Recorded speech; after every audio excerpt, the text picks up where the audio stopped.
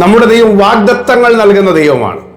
വാഗ്ദത്തങ്ങൾ നൽകുമ്പോൾ തന്നെ അത് നിവർത്തിക്കുവാൻ ശക്തനായ ദൈവം കൂടെയാണ്. ഈ ഭൂമിയിൽ നമ്മൾ ജീവിക്കുമ്പോൾ ദൈവം നമുക്ക് വാഗ്ദത്തങ്ങൾ തരാറുണ്ട്.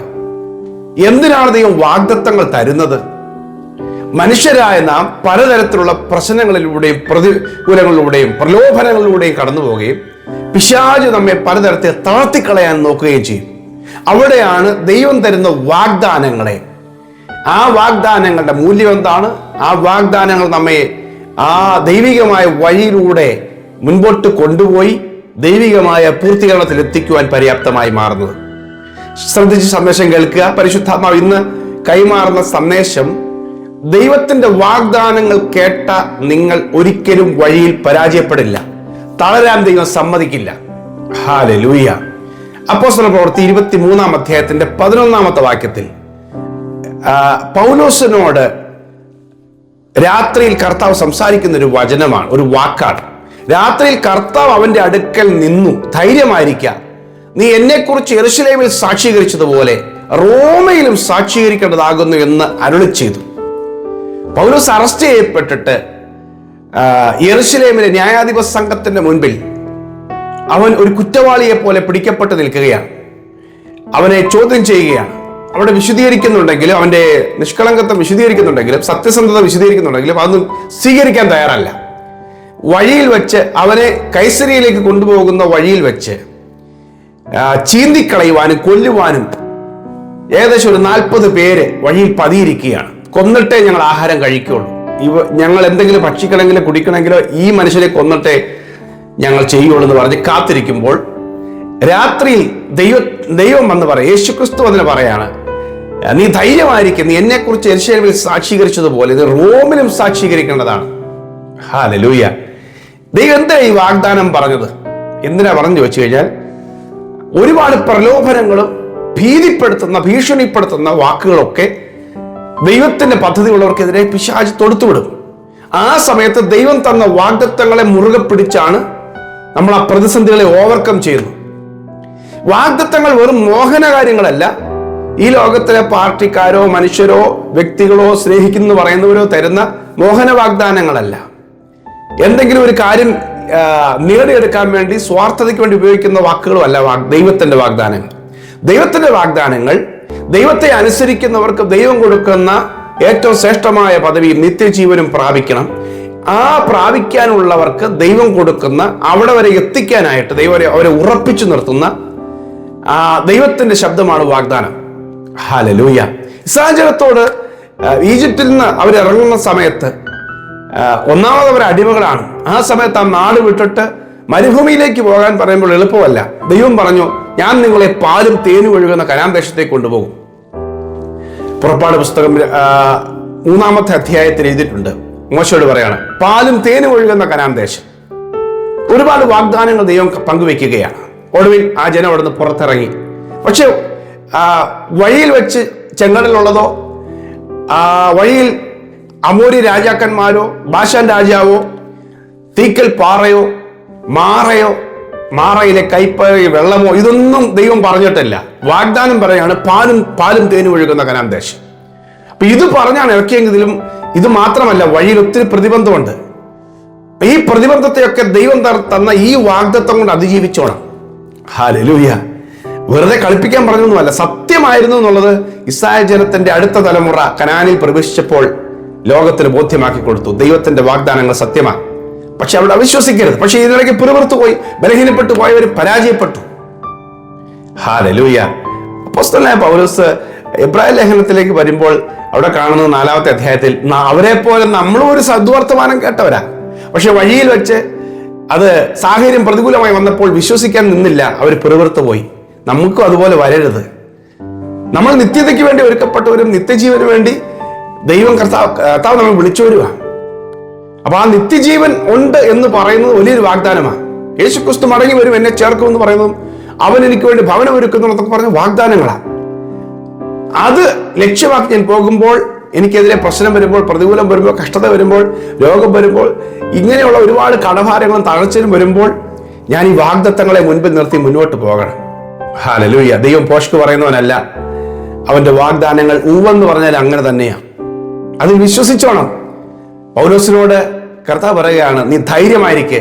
ഇന്ന് നീ യെരൂശലേമിൽ സാക്ഷിച്ചല്ലോ, ഇനി റോമിലും നീ എന്നെ കുറിച്ച് പറയണം എന്ന് പറഞ്ഞാൽ, വഴിയിൽ ആരൊക്കെ പതിയിരുന്നാലും ആരൊക്കെ നിന്നെ കൊല്ലുമെന്ന് പറഞ്ഞാലും നീ മരിക്കില്ല, നീ റോമിൽ പറയേണ്ടതാകുന്നു.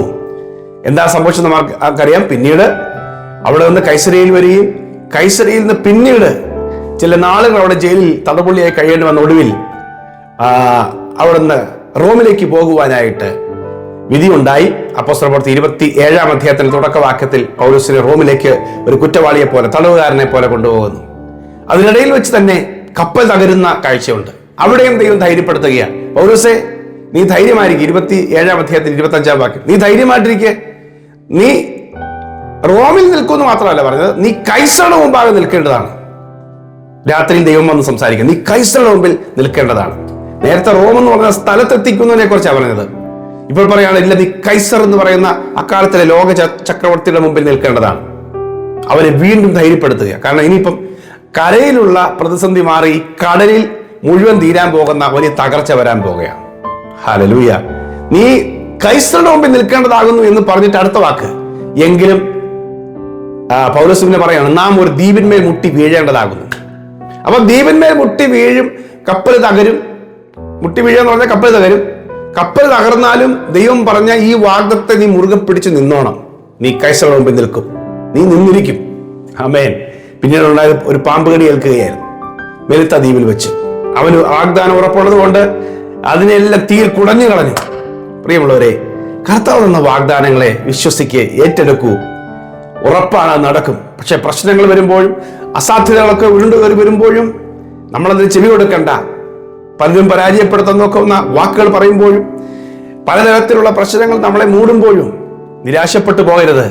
വാക്ക് പറഞ്ഞ ദൈവം വിശ്വസ്തനാണ്. വാക്ക് പറഞ്ഞ ദൈവം അത് സാധിപ്പിക്കാൻ ശക്തനാണ്. അബ്രഹാമിന് വാഗ്ദത്തം നിവർത്തിച്ചു കൊടുത്തതാണ്. വാഗ്ദത്തം എന്ന് പറഞ്ഞ വാക്ക് കേൾക്കുമ്പോൾ ബൈബിളിൽ ഏറ്റവും പെട്ടെന്ന് നമ്മുടെ മനസ്സിൽ വരുന്നത് വാഗ്ദത്തം. അത് അബ്രഹാമുമായിട്ട് വലിയ ബന്ധമാണ്. ദൈവത്തെ വിശ്വസിച്ചത് പ്രാപിച്ചു. 24 വർഷം കാത്തിരുന്നത് പ്രാപിച്ചു. ഹല്ലേലൂയ. പ്രിയമുള്ളവരെ, വാഗ്ദത്തങ്ങൾക്ക് ഒരു കാലഘട്ടം ദൈവം വെച്ചിട്ടുണ്ട്. ചിലപ്പോൾ നീണ്ടുപോയേക്കാം, പക്ഷെ അത് നടക്കും. ദർശനത്തിന് ഒരു അവധി വെച്ചിരിക്കുന്നു, അത് സമാപ്തിയിലേക്ക് ബന്ധപ്പെടുന്നു. അത് വൈകിയാലും അത് വരും, നിശ്ചയം. സമയം തെറ്റുകയില്ല. അതിനായി കാത്തിരിക്കും എന്ന് പറഞ്ഞതുപോലെ അത് വരാതിരിക്കില്ല, അത് വരും. ദൈവത്തിന്റെ പദ്ധതി, ദൈവത്തിന്റെ സമയത്ത് ദൈവം നിവർത്തിക്കും. അതുകൊണ്ട് ഏതെങ്കിലും തരത്തിലുള്ള പ്രതിസന്ധികളോ തടസ്സങ്ങളോ, ഈ ഏതെങ്കിലും പെട്ടെന്ന് വാതിലങ്ങ് അടഞ്ഞുപോയി, അല്ലെ ആ വാതിൽ ഇനി ഇല്ല, ഇനി അവിടെ നോക്കണ്ട എന്ന് പറയുന്ന സാഹചര്യമൊക്കെ വന്നാലും നിരാശപ്പെടരുത്. ദൈവത്തിന് ഒരു കാര്യം അസാധ്യമല്ല.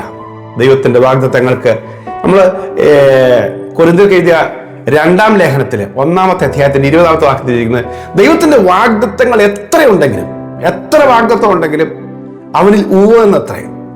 ഇവിടെ മന്ത്രിമാരോ രാഷ്ട്രീയ നേതാക്കന്മാരൊക്കെ വാഗ്ദാനം പറയാറുണ്ട്.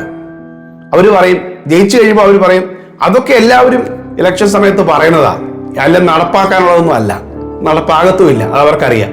പക്ഷെ ദൈവത്തിന്റെ വാഗ്ദത്തങ്ങൾ ഒരുപാടുണ്ടെങ്കിലും അത് എന്നാണ് എന്ന് പറഞ്ഞാൽ ഇതൊക്കെ നടക്കുമോ എന്ന് ചോദിച്ചാൽ ഉവ്വെന്ന് തന്നെയാണ്. അത് ഞങ്ങളുടെ ജീവിതത്തിൽ നടക്കാൻ ഞങ്ങൾ അതിന് ആമേൻ പറയും. ദൈവം പറഞ്ഞ വാഗ്ദാനം നിറവേറും. ദൈവം സർവശക്തൻ. ഹല്ലേലൂയ. ആമേൻ. ഏറ്റവും വലിയ വാഗ്ദാനമാണ് യേശുക്രിസ്തുവിന്റെ മടങ്ങിവരവ്, നിത്യജീവൻ. അത് നടക്കും, അത് സത്യമാണ്. കാരണം അവൻ ഉയർത്തെഴുന്നേറ്റത് കൊണ്ട്.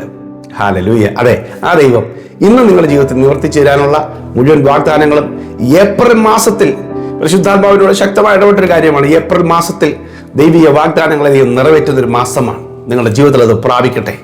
അതിനുവേണ്ടി ഒരുക്കപ്പെട്ടോ, പ്രാർത്ഥിക്കാൻ തയ്യാറായിക്കോ. ദൈവം വിശ്വസ്തൻ. പ്രിയ കർത്താവെ, ഇന്ന് ഈ സന്ദേശം ഞങ്ങൾ സ്വീകരിക്കുകയാണ്. കർത്താവെ, ഞങ്ങൾ കടന്നു പോകേണ്ട പ്രതിസന്ധിക്കകത്ത്, മരണകരമായ പ്രതികൂലത്തിനകത്തും ഇല്ല, നീ റോമിൽ നിൽക്കേണ്ടതാണ്, നീ കൈസറുടെ മുമ്പിൽ നിൽക്കേണ്ടതാണ്. അതിനു മുമ്പായി ഈ ഞങ്ങൾക്കെതിരെ കടന്നു വരുന്ന ഭീഷണികളും കൊല്ലുമെന്നും തകർക്കുമെന്ന് പറയുന്നതും കപ്പൽ തകരുന്നതും കർത്താവെ പാമ്പ് കടിക്കുന്നതുമുള്ള അതുപോലെയുള്ള പ്രശ്നങ്ങൾ എത്തിക്കയില്ല, വാഗ്ദത്തങ്ങൾ എത്തിക്കയില്ലെന്ന് വാദിക്കുന്ന ഒരുപാട് പ്രശ്നങ്ങളുണ്ട്. അതിനെല്ലാം ഈ വാഗ്ദത്തെ വിശ്വസിച്ചുകൊണ്ട് അതിജീവിക്കുവാൻ കൃപ തരണം. ഈ വചനം കേൾക്കുന്ന ഓരോരുത്തരുടെ മേലും ദൈവം ചെയ്യാൻ പോകുന്ന രക്ഷയ്ക്കായി, ദൈവം വരുത്താൻ പോകുന്ന വിടുതലുകൾക്കായി നന്ദി പറയുന്നു. കർത്താവിന്റെ വാഗ്ദത്തം അവരെ പ്രാപിക്കട്ടെ. സംശയങ്ങളും അവിശ്വാസങ്ങളും എല്ലാം മാറിപ്പോകട്ടെ. കർത്താവെ, ഞങ്ങൾ വലുത് വിശ്വസിക്കുന്നു. കർത്താവ് അത്ഭുതങ്ങൾ ചെയ്യും, യേശുവിൻ നാമത്തിൽ തന്നെ. ആമേൻ, ആമേൻ. ഈ വചനങ്ങൾ നിങ്ങൾ വിശ്വസിക്കുക. ദൈവം വിശ്വസ്തൻ. കുറെ പേർക്ക് സന്ദേശം ഷെയർ ചെയ്യുക. God bless you. Have A beautiful day.